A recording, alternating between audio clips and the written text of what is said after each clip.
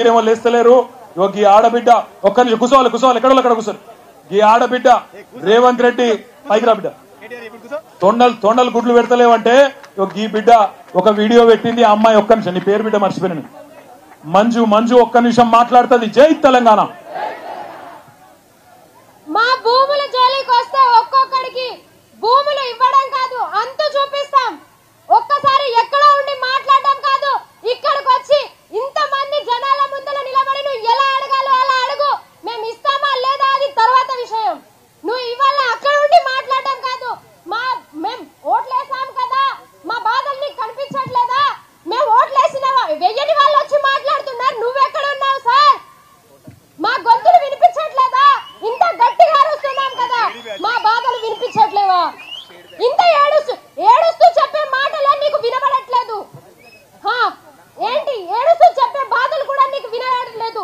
మా నాన్న అడుక్కొని తిన్నాడంట ఇన్ని రోజులు. మీరు కేసీలు వేసి ఎక్కడెక్కడికో మొత్తం పలారిలో ఉన్న వాళ్ళందరూ అడుక్కు తిన్నారు. ఇలాంటి పరిస్థితికి తీసుకొచ్చావు సార్ నువ్వు. మాకు ఓట్లు వేసింది మమ్మల్ని ఊళ్ళో నుంచి వెళ్ళగొట్టడానికి కాదు, ఊళ్ళో ఉండి పంట పొలాలు పండించండి, నేను మీకు తోడుగా ఉంటావని చెప్తావని ఓట్లేసాం.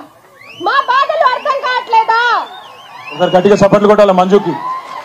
అయితే ఒక్క మాట ఎప్పుడు మర్చిపోయాను, ఇక్కడనే దామరగిద్ద తాండాలు కూడా భూములు గుంజుకుంటున్నారంట. ఆడికి కూడా వస్తాం, అక్కడ కూడా కొట్లాడతాం. మన నారాయణపేట మాజీ ఎమ్మెల్యే రాజేందర్ రెడ్డి అన్న చెప్పినాడు, అక్కడ కూడా తప్పకుండా వచ్చి అక్కడ కూడా యుద్ధం చేస్తాం. ఆ విషయంలో కూడా ఎవరు అనుమానం పడద్దు. మీరు దయచేసి ఒప్పుకోకపోతే చాలు, మీరు కన్సెంట్ ఇవ్వకపోతే ఏ ప్రభుత్వం కూడా గుంజుకోలేదు. ఆఖరికి ఒక మాట చెప్తున్నా, చివరికి ఒక మాట చెప్పి నేను ముగిస్తా.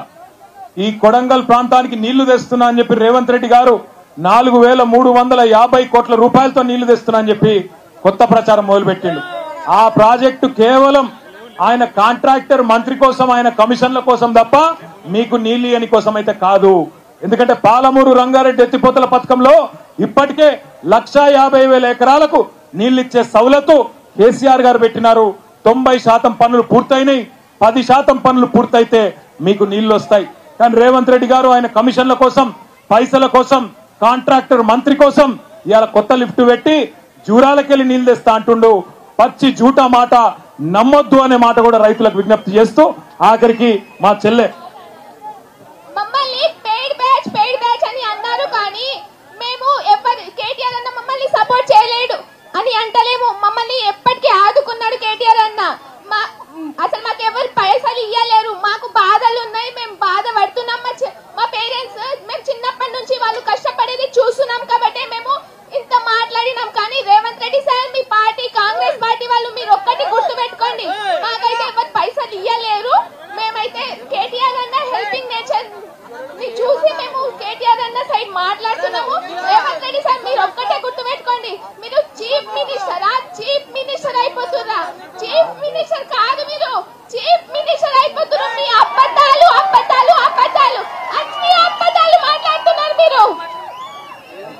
జై తెలంగాణ.